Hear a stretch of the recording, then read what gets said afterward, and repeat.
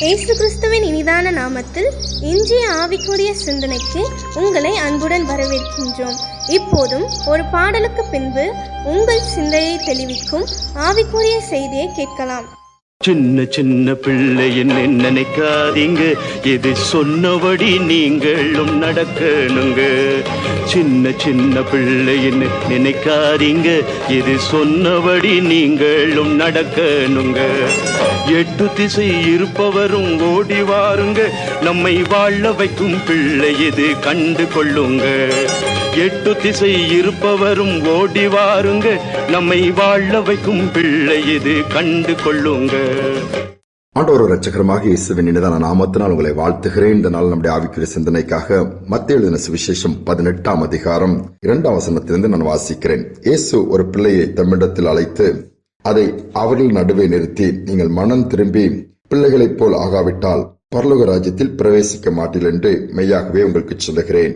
ஆகையால் இந்த பிள்ளையைப் போல தன்னை தாழ்த்துகிறவன் எவனோ அவனே பரலோக ராஜ்யத்தில் பெரியவனாயிருப்பான் தன்னுடைய சீஷர்களும் சொல்லுகிறார். இன்னைக்கு சில்ட்ரன்ஸ் டே. இன்னைக்கு அநேகர் கொண்டாடுவாங்க, நாடே கொண்டாடி கொண்டிருக்கிற அல்லது வாழ்த்துக்களை சொல்லிக் கொண்டிருக்கிற இந்த காலகட்டத்திலே சிறு பிள்ளைகளை குறித்து இயேசு ஒரு காரியத்தை வேதத்தில் சொல்லுகிறார். எந்த சூழ்நிலையில் சீஷர்கள் தனக்குள் யார் பெரியவன் சிறியவன் ஒரு பிரச்சனை, அதோடு மட்டுமல்ல பரலோகத்தில் போனால் அங்கு யார் பெரிய ஆளா இருப்பா, யாருக்கு என்ன பதவி, அங்கேயும் ஏதாவது இருக்குமாண்டவங்க அந்த மனநோட்டத்தில் தான் அதை பார்க்கிறார்கள். இதை அறிந்த இயேசு ஒரு சின்ன பிள்ளையை தன்னிடத்தில் கூட்டிட்டு வந்து நிறுத்தி, இந்த பிள்ளைய மாதிரி நீங்க மாறலனாலே, மனம் திரும்பலனாலே பரலோக ராஜ்யத்துக்கு போக முடியாதுன்னு சொல்லுகிறார். அப்படி என்ன ஸ்பெஷாலிட்டி? எல்லாரும் சொல்லுவாங்க, சின்ன பிள்ளைகள் பெரியவங்களை பார்த்து கத்துக்கணும் அப்படின்ட்டு சொல்லி. சின்ன பிள்ளைகள்ட்ட இருந்தும் பெரியவங்க கத்துக்கிற காரியம் அதுல இருக்குது. அதான் வேதம் சொல்லுகிறது. சிறு பிள்ளையை போலனா குட்டி பிள்ளைகளை எடுத்துட்டீங்கன்னா அதனுடைய ஸ்பாவம் கபடமற்றதா இருக்கும்.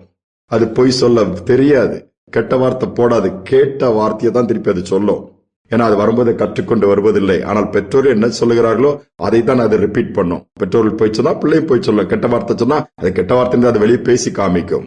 அப்படிப்பட்ட சிறு பிள்ளைகள் கொஞ்சம் வளர்ந்துருச்சுன்னா அந்த பிள்ளை இப்ப அட்வான்ஸ் டெக்னாலஜி வந்ததுனால பிள்ளைகளும் வேற மாதிரி இன்னைக்கு மாறிக்கொண்டிருக்கிறது பார்க்க முடிகிறது. ஆனால் சிறு பிள்ளைகளை எடுத்துக்கொள்ளுங்க, கபடமற்ற ஒரு ஏஜ் குரூப் உண்டு. அந்த ஸ்டேஜில் உள்ள பிள்ளைகளை குறித்து தான் இயேசு சொல்றாரு, இவர்களை போல நீங்கள் மாறணும், அவர்களை ஏற்றுக்கொள்ளணும். சிறு பிள்ளைகள் எல்லாம் பெற்றோர்கள் இயேசுடன் கொண்டு வராங்க, கை வச்சு ஜெபிக்க சொல்லி. சீஷர்கள் தடை பண்றாங்க, இயேசு கோபப்படுறாரு. சிறு பிள்ளைகளை என்னிடத்துல விடுங்கப்பா, அவங்களை தடை பண்ணாதங்க, பரலோக ராஜ்யம் அப்படிப்பட்டவர்களுடையதுன்னு கூட சொல்லுகிறார். 2 சிறு பிள்ளைகள் மணல் பரப்பான இடத்துல அந்த மண் வீடு கட்டி விளையாடிட்டு இருந்தாங்களாம்.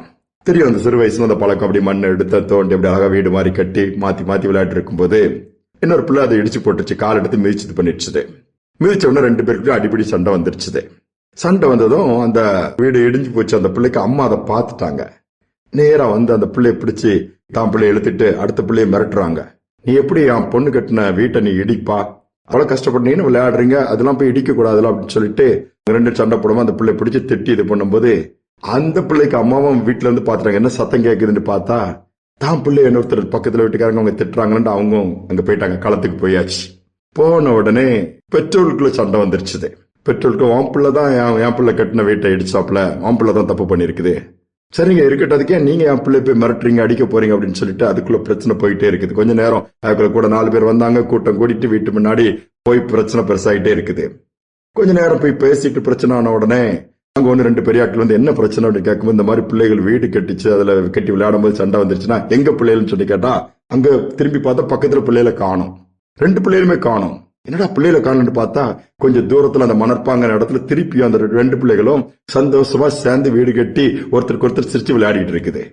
இந்த பெற்றோருக்கு வெட்கமா போயிடுச்சுதான், அசிங்கமா போயிடுச்சு. நம்ம இங்க சண்டை போட்டுட்டு இருக்கிறோம் இந்த பிள்ளைகளுக்காச்சு. ஆனா அந்த பிள்ளைகளை பாருங்க, அந்த கசப்பை மறந்து திருப்பி சந்தோஷமா 2 பேரும் சேர்ந்து விளையாட ஆரம்பிச்சிட்டாங்களே. இதுதான் சிறு பிள்ளையின் இருதயம். இதைதான் இயேசு சொன்னார், இந்த பிள்ளைகளுடைய இருதயத்தை போல நம்முடைய இருதயம் மாறணுமா. கசப்பு இருக்கக்கூடாது, பெருமை இருக்கக்கூடாது, பொறுமை இருக்கணும். அது மட்டுமல்ல, எரிச்சல் இருக்கக்கூடாது. சில சுபாவங்கள்லாம் நமக்குள்ள இருக்குது உடனே தெரியாது. சிலவங்களுக்கு கல்யாணம் ஆன பிறகு தெரியும், சிலவங்களுக்கு கஷ்டமான பாதையில போக தெரியும். வெவ்வேறு இடங்கள்ல வெவ்வேறு காரியங்கள் நமக்குள்ள இருந்து அப்படியே எரிமலை வெடிச்சு வர்றது போல இருக்கும். ஆண்டவர் அதை விரும்புவதில்லை. அதை எல்லாம் மாற்றிக்கொண்டு சிறு பிள்ளை போல மாறுவோம் என்று சொன்னால் பரலோக ராஜ்யத்தில் இடம் உண்டாம். யோசித்து பாருங்கள், அநேக நேரத்துல எப்படி இருக்கிறோம்? இதைதான் ஆண்டவர் சிறு பிள்ளைகள் இடத்திலிருந்து கற்றுக்கொள்ள சொல்லுகிறார். நம்முடைய சுபாவங்கள் எந்தெந்த பகுதியெல்லாம் மாற்றணும், சிறு பிள்ளைகளை போல கள்ளம் கபடமற்றவர் இருந்தா இயேசு நேசிப்பாரா? சிறு பிள்ளைகள் அவ்வளவா நேசித்தார், அணைத்தார், முத்தமிட்டார், ஆசீர்வதித்தார். அவர்கள் வருவதற்கு தடை பண்ணாதங்கன்னு சொன்னார். பரலோக ராஜ்யம் அப்படிப்பட்டவர்களுடையது. என்னை தாழ்த்தி ஆண்டவர்களை ஒப்புக் கொடுப்போம். சிறு பிள்ளைகள் இருதயத்தை போல நம்முடைய இருதயம் மாறும் பொழுது பாரம் இருக்காது, மன அழுத்தம் இருக்காது, வேதனை இருக்காது, என் கவலைகளும் இருக்காது. சிறு பிள்ளைகள் என்னைக்காவது கவலையோடு அழுதுட்டு இருக்குமா, எங்க அம்மா அப்பா பார்த்துக்குவாங்கன்னு சொல்லும். நாம் கர்த்தர் எல்லாவற்றையும் பார்த்துக்கொள்ளார் சொல்ல முடியும். இந்த சிறுவர் தினத்துல இந்த சிந்தனையை சற்று நாம் சிந்தித்து பார்ப்போம். நம்முடைய இருதயம் மாறுவதற்கு இயேசுவிடம் கொடுப்போம். ஜெபிப்போம். அன்பின் தகப்பனே, இந்த நாட்கள் நம்முடைய சமுத்திரங்களை தாழ்த்தி ஒப்புக் கொடுக்கிறோம். அப்பா, சிறு பிள்ளைகளுடைய இருதயம், சிறு பிள்ளைகளுடைய சுவாபம் எவ்வளவு மேன்மையானது நீர் வேதத்தில் சொல்லி இருக்கிறீங்க. அநேக நேரத்துல நாங்க அதை உணராமல் போய் விடுகிறோம், மறந்து விடுகிறோம். எவ்வளவு கசப்புகளை வைத்தானால் குட்டி பிள்ளைகள் அதை மறந்து விடுகிறது. இன்னைக்கு உடன் பிறந்தவர்களோட வருஷக்கணக்காய் பேசாத நபர்கள் இருக்கிறாங்க. விட்டு கொடுக்க மனமில்லாம இருக்கிறாங்கப்பா. ஒவ்வொரு காரியங்களிலும் கசப்போடு. ஆனா அந்த பிள்ளைகள், சிறு பிள்ளைகளை பார்க்கும் பொழுது அதையெல்லாம் இல்லாமல் கபடமற்ற நிலைமையில வாழ்கிற அந்த ஒரு இருதயங்கள் ஒவ்வொருவருக்கும் உண்டாகட்டும் அப்பா. இந்த நிரந்தரமற்ற வாழ்க்கையில நிச்சயமற்ற இந்த உலகத்துல வாழ்ந்துட்டு இருக்கிறோம்.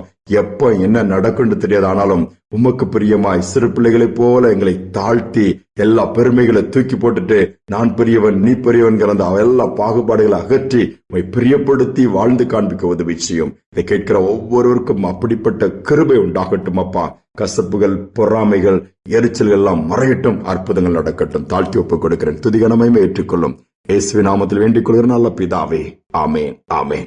சிறு பிள்ளைகளைப் போல நம்முடைய இருதயம் மாறணும், சிந்தைகள் மாறணும், என் செயல்களும் மாறணும். இதில் கர்த்தர் பிரியமாய் இருக்கிறார். நிச்சயமாக இந்த கிருபைகளை கொடுப்பார். இந்த சிந்தனையோட நாளை தொடருவோம். மீண்டுமாய் நாளை தினம் சந்திப்போம். சிந்தை மாறணும், செயல்கள் மாறணும், பேச்சு மாறணும், என் பெருமை மாறணும். என் சிந்தை மாறணும், என் செயல்கள் மாறணும், என் பேச்சு மாறணும், என் பெருமை மாறணும். மாறவே ஆசைப்படுகிறே, என்னை மாற்றிவிடும் அருமை நேசரே.